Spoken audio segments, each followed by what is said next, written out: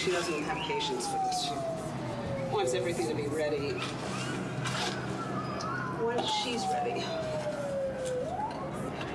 So this is like 2 hours in the morning, I would guess, which I don't have.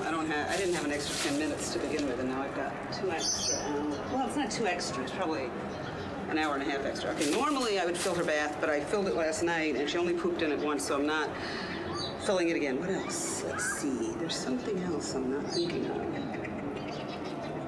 She'll remind me. Oh, wait. I know. God, how could I forget? See? I knew there was something. I gotta fill up the tub because what happens is she poops. She can't help it. I mean, that's, they're not meant to be in a confined space. They're meant to be fertilizing everywhere they go. So that's her tub because she's going to be very poopy. And I don't want her walking through the apartment. So, okay, ready? Okay. Okay. Morning, sweetie. Who's nice?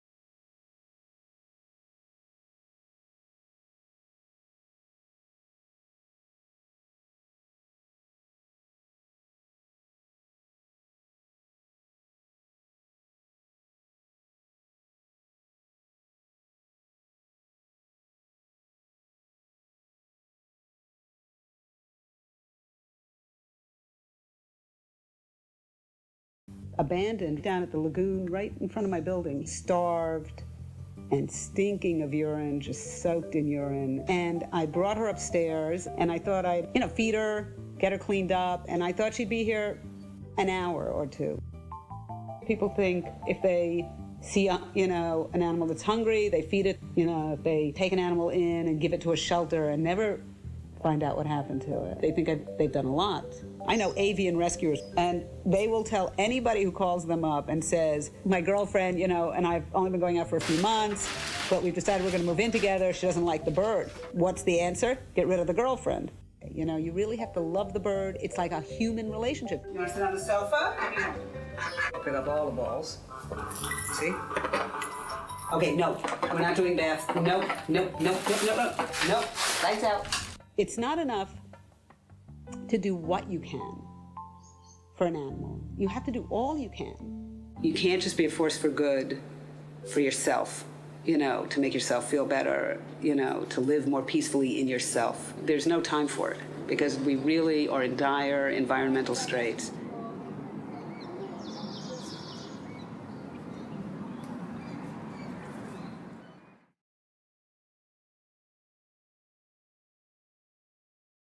I've run into problems rescuing certain animals at certain times, and it doesn't stop me. The last time I did this, I rescued a rainbow lorikeet, just like Zazu. And I ended up, it wasn't an eviction, but it was an eviction. In a sense, it was. I got a 60-day notice to move.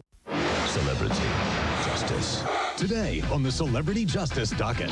Film legend Kirk Douglas is determined not to get his feathers ruffled by Mira Tweti and her 2 roommates, Mango and Buster. I'm appealing to Kirk Douglas to not evict me from my apartment because I took in a homeless bird. I mean, I was trying to do a good deed. She is a big fan of yours. Tell her I love her too, and I love Paris. I have 7 letters from people saying that the birds are fine and that they don't cause a problem. Yes, sweetie. Yes, sweetie. I know. And he's very upset about it. Now, Kirk says there's not a chance he'll overrule his trusted real estate partner, Jerry Epstein, who Douglas believes made the difficult but correct bird call. So we gave Tweti the message. She told us she's disappointed and vows to keep fighting to stay in her apartment. Meantime, she's found another home for one of the birds, though she says it breaks her heart to say bye-bye to Buster. It's funny because in some ways I'm a repeat offender. I'm not allowed to technically have a duck in an apartment, which was a worry the whole time she was here because I just thought, they're going to find out. Oh, I don't want to take the elevator. Somebody might see us. Let's take the stairs. When I first found Dewey, there's a duck person in the neighborhood who came by, and she said, "You've really found your duck. There's a duck for everyone, and this is the duck that was meant for you." I thought she was nuts, and now that I've had Dewey, I understand exactly what she meant. So it took me 2 weeks to figure out what she was. I mean, I do research basically for a living. 2 weeks. I thought it would take me an hour.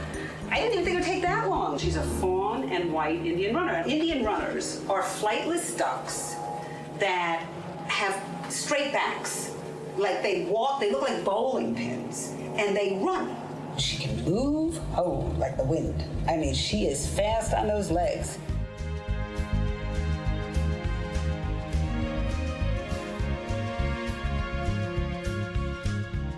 I picked out a really nice spot for us to sit under this tree, and now she goes to it automatically, like she leads me to the spot. Now when other ducks come around or the geese, she starts chasing them away because she's very territorial.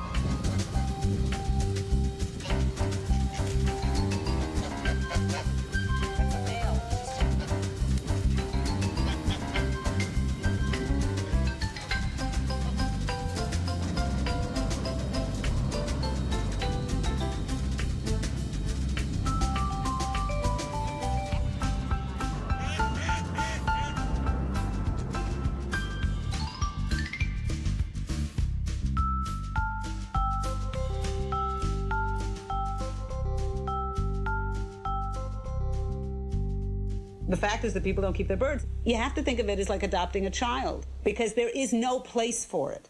It's not going to just fly into the wind. More often than not, a bird released gets killed. Both of my books deal with the crisis of unwanted parrots. People get these birds, they have no idea what they're getting into, and then they either neglect them for years or they dump them on friends, family, or in parrot rescues across the U.S. I didn't realize that there was a similar problem with ducks. And that's what I discovered when I found Dewey.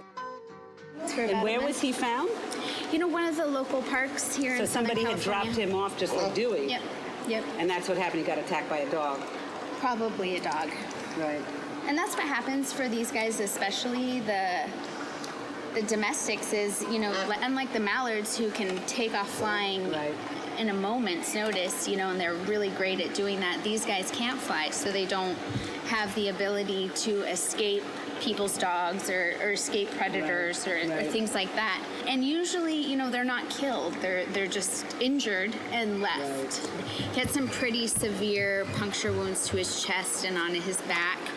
For some of us, we remember the birds that they came off of. This came off of an American white pelican that was actually spending some time at one of the local lakes around here. God, you can't even untangle it now, and it's not even, you know what I mean? Yeah. I can imagine how So you hard. can imagine one of the hooks was in his pouch, and the other one was connected to his back. He definitely had some lacerations in other parts of his body, so we know that the hook probably got ripped out from one place and then stuck in another. This did actually come out of a Pekin duck. And the duck came in with some really severe neurological problems. She could hardly stand at all. And we took x-rays and saw these coins. So she had swallowed them figuring they were food or they maybe were near food and she ate them with it. Right, and this actually caused zinc toxicity. So that's what was causing our neurologic problems. The most detrimental by far is the fishing line. It wraps around a limb, and as the bird struggles and walks around and tries to get it free, it might be connected somewhere with a hook on the body, but then the line gets entangled around one of the wings or around one of the legs, and it just acts as a tourniquet. So cuts off all circulation to the limb. And we see cruelty all the time. It's not that common, but it is. You know, people that like to shoot birds, we see them all the time here with pellets and things like that. As far as the rehabilitation goes, any bird that comes in with no oil on it, that is all nonprofit. Right. And how many birds do you see a year like that? You know, it fluctuates anywhere between 1,000 and 1,500 birds a year. Wow. And that includes our ducklings, you know, our orphaned ducklings. So they're not all injuries per se. But you have to provide for them anyway. Right. So we get 300 to 400 ducklings a year.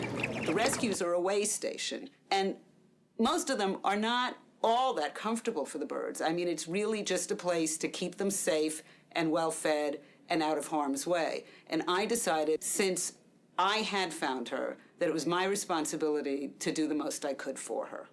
If I could keep her, I would. I love her so much. She's fabulous.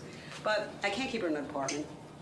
And and you need another duck, and you need grass. That's what you need. What do you do with a duck that can't be released to the wild? It's bred in captivity, is imprinted on humans to the degree where she doesn't run when she sees one, and may or may not be able to fend for itself in the wild. I mean, can't be released into the wild. That's not the option, but I'm just saying, like, wondering, you know, if she could live with a flock. I want her to live the most natural life she can live. At the same time, I don't want to put her into a high-risk situation. I just thought any outdoor life, you know, there's going to be risks, so I'm trying to find the lowest risk, highest quality home for her. I started thinking out of the box, because I thought, what would be a perfect home for this duck? You know, if I were this duck, where would I want to live? Where are we going? Where are we going? I thought a golf course. So I looked up golf courses in Los Angeles. I pulled up a whole list and started calling them. And then I thought, you know, golf courses may not be so good, because what if she gets hit in the head with a golf ball? I mean, they're dangerous, right? It's like an obstacle course.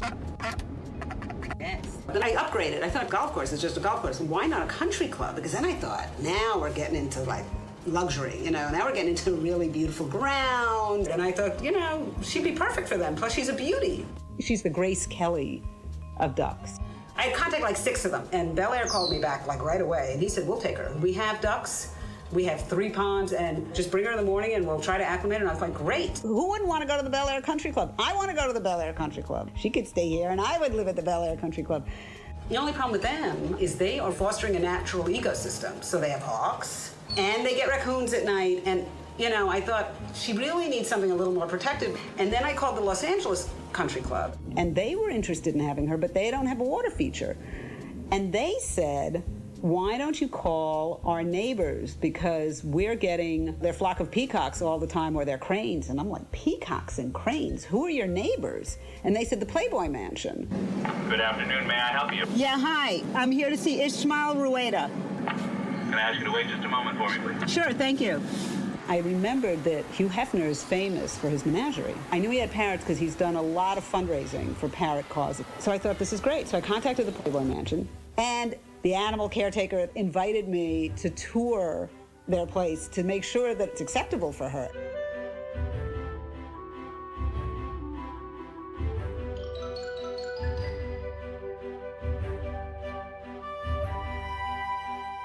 The funniest thing was, I can't get into the Playboy Mansion, but with a duck, I can get in. She was going to go into a huge aviary with ducks and geese, and really fabulous, with a creek running through it. And then they were going to finally release her out onto the grounds with the rolling hills and the ponds. This is what I had hoped for her to, like, live here with these other ducks. But you would have had her out here, or no? I would have had her out here. Later, after she acclimated to everything. Like they say, you know, you had too much human imprint already. Right. And it would have not worked out. So these don't have human imprint, even though there's people here all the time and parties and stuff? You know, the only thing people still feel like that was the parrots. I mean, she would have just been in paradise, and it was exactly what I want. We get her into the aviary. She loves the creek. She goes swimming instantly. She's looking up at me like, isn't this great? And Then the crane, they had moved a crane in there. The crane like made a beeline for her. Crane like wanted to kill her. She got freaked out, and so did I. We took her outside. She never took her eye off that crane, and the crane never took his eye off her. He like walked the fence, you know, like you see it like in movies about convicts and stuff, you know, prisoners like walking the fence, eyeing someone. That's what the crane did, thinking like, I'll get my chance at you, little ducky.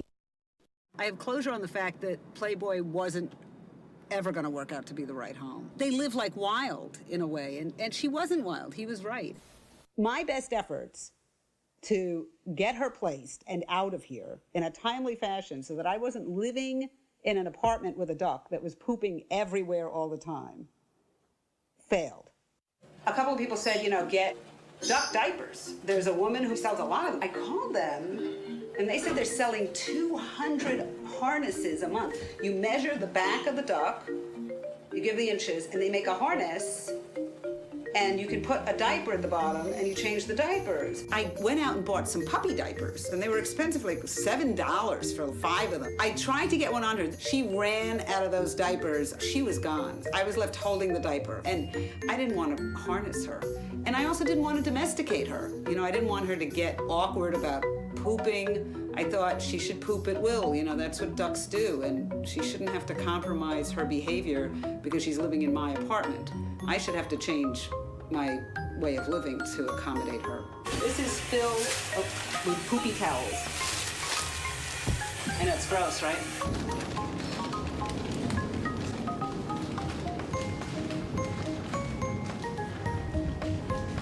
If my neighbors could see all the poop I'm putting in the washing machines, they'd never do their laundry here again. Things have really graduated. It went from like a little bit of plastic to more plastic. Now it's all the way down to the floor and under the coffee table, right? And all the way down the arm of the chair and all the way down the back. You know, I could like end up with my own HGTV show. I'm like redesigning with plastic. She just pooped in the water and she's gonna drink it. Yeah, you're this beautiful creature. Like she poops in the water and drinks it, doesn't think anything of it. You don't think anything of it, do you? No, you don't. This is a completely aware bird. She is, so nothing goes on that she doesn't notice, and she pays attention to everything, don't you? What it is I'm not making breakfast, and she's anxious that she doesn't see me in the process of making breakfast. But once I do, she'll calm down, she'll sit in the tub. All right, I'm moving as fast as I can. All right, relax, Killer, come on. Have a seat. Yeah, you see, she sees the food processor and she knows. The minute she sees the food processor, she knows everything's good. Is everything good? Is everything good? No, don't worry. It's okay. It's okay. Can I have a kiss? Most people have no idea about duck diets, and I didn't either. She sifts through the water. Like, she can't have dry. People are like, oh, I give my ducks dry food, and I'm like, okay, poor ducks. I put out her bowls. You know, I thought that was it. I started cleaning up like I usually do. And she came back in and stood here and looked at me, and I thought, what's wrong? So I went, you know, looked, and she hadn't touched anything. So I walked out, and she followed me out, and she starts chewing on the leaves of my plants to show me that she wants something green. Let me rinse it. Let me just rinse it. Let me rinse it for you. All right. Whoa. I finally got the idea. I went to the produce guys at the Whole Foods, and he went in the back, and they both came out. And he came out with like a cart full of, I couldn't even take all of them. So look what I got. Look, this was filled to the top. And look at this one. I haven't even really, this one I started with too. I'm trying to give her like a balance. But then I also have spinach. And I have chard. You like the chard, right? She hated the kale. So we don't do that anymore. What do you, no eating poopy. Nope. No, you're getting breakfast in a minute. No, eat the spinach. This is how you want to bond with a duck? This is how you bond with a duck. And help it dig for worms. Okay, all right, you know what? Now I'm not happy. This is too much of a mess. I'm getting flung with dirt. All right, one more. I know nothing about worms. I was born in Manhattan and raised in Manhattan. Third generation city girl. I think the last time I saw a worm before this duck was in Central Park. Here I am talking about being a Buddhist monk. You know, now I'm gonna go out and buy worms for my duck, and you know, all my precepts go out the window, and it's not that. It's that it's not black and white. regardless of all the nutritious food that's very filling, she has it available all day long. You know, when she sees the worms, no matter how much she's already eaten, she'll eat those because she just longs for them. It's part of her natural diet. So the issue is how to live in the world and have the least impact. And I struggle with this worm thing because I am really gonna go buy lives and know that they're gonna die because I'm buying them. She likes worms, and we've been digging in the dirt, and I can't keep up with her. I'm the first duck? You're the first duck. We got a lot of turtles. Really? Oh, That's where you look want at the size of these. I can't take it. I really can't. I can't. Oh, righty then. Oh, it's too much. It's too much. No, that's it. No more. No, so sorry. No. That's it. Done. Come here, worm hunter. Are you my worm hunter? Are you my little worm hunter? Are you? Are you? Are you my worm hunter? Are you my sweetie? Yes. I posted on Craigslist. She's posted now on Ducks R Us and the Duck Rescue. And I joined all these chats and internet stuff. And there was this really nice guy who always wanted a duck for a pet. All of the situations that looked like they were going to work out, they didn't. And the only thing they did was enable her to stay here longer until the exact one that she was meant to go to, until, Lonnie came along. One day I got an email from Lanny, who had seen my ad on Craigslist and contacted me about adopting Dewie. It sounded great. She had half an acre and just beautifully landscaped, so it wasn't just a flat lawn. And she already had a duck that she had raised from a baby. She kind of rescued. Amazingly, she's a parrot person, which won my heart, and named all of her birds after Greek gods and characters in Greek mythology.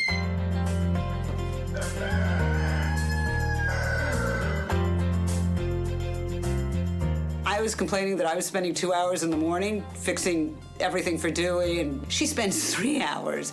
I thought, oh my God, this is like the perfect person to adopt Dewie.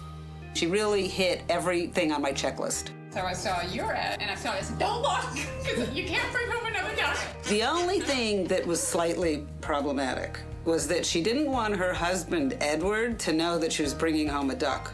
So we had all of this drama about how to get Dewie into the house without Edward noticing. She knew that once Edward met her, he would love her. She thought the abstract concept is not a good thing. The concrete duck on the premises is going to be a done deal.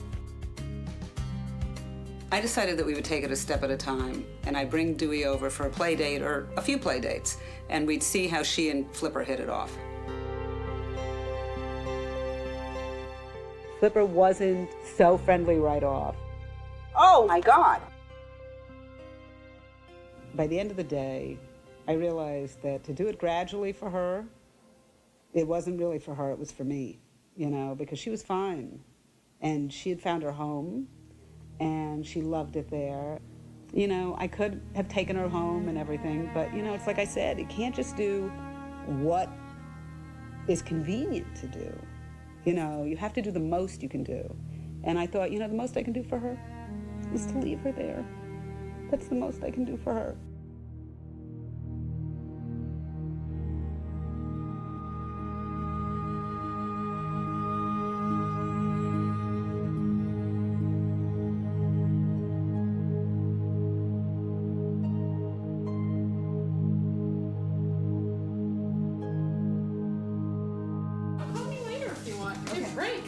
Don't say that. I'll be calling you every 10 minutes.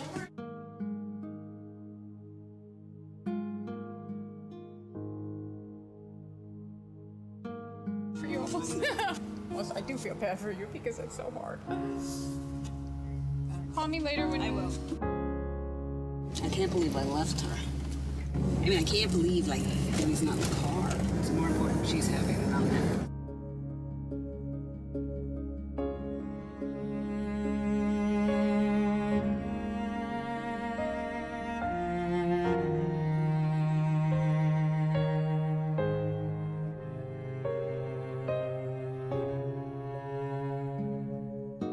Dewey was every bit as smart as any parrot I've ever met, which is saying a lot because parrots are testing higher than primates on intelligence tests. You know, in all of this, I really got to know her, and I just fell in love with her, you know. It's hard because she's not here anymore. And even though it was a lot of poop to pick up, I mean, it was endless. It was really endless. You know, now that she's gone, it doesn't seem so bad. You know, it's always like that, I guess. You never know there was a duck here.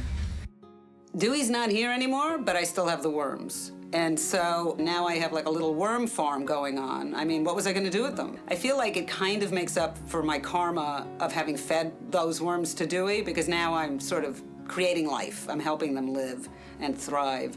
And so, you know, now I've still got worms in my life.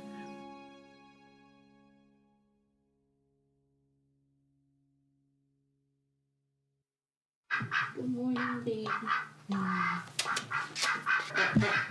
I love her so much. I love her so much. She's the best. I love her. We love her so much. Good morning. Okay. She goes out with Flipper.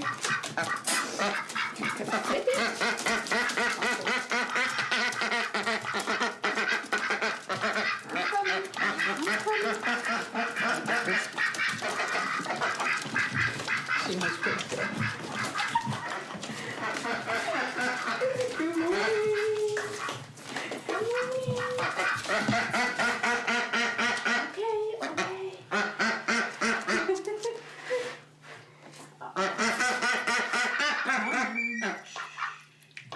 She gets a snack. She requires a snack before she goes outside. Flippy. Go outside, sweetie.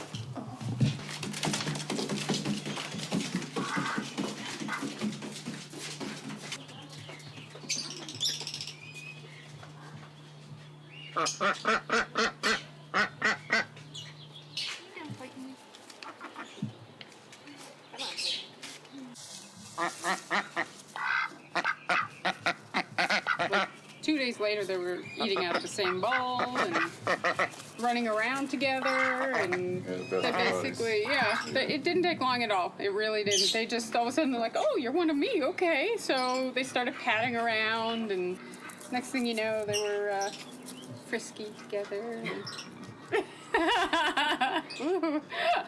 And they literally, they are a cute couple like us. No, literally, when one goes, you just see the other one follow. I mean, they're never like one here and one over there, ever. Sorry.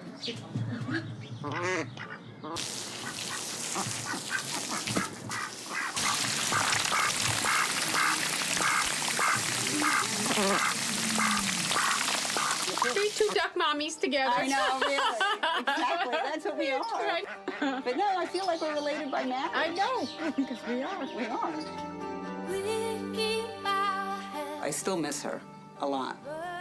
I think about her all the time, and I feel really blessed to have had her for the time that I did, and to still be in her life now, because Lonnie and I have become very good friends. I just feel so lucky to have had Dewey, because most people never find their duck in their lives. And I'm just lucky that I did.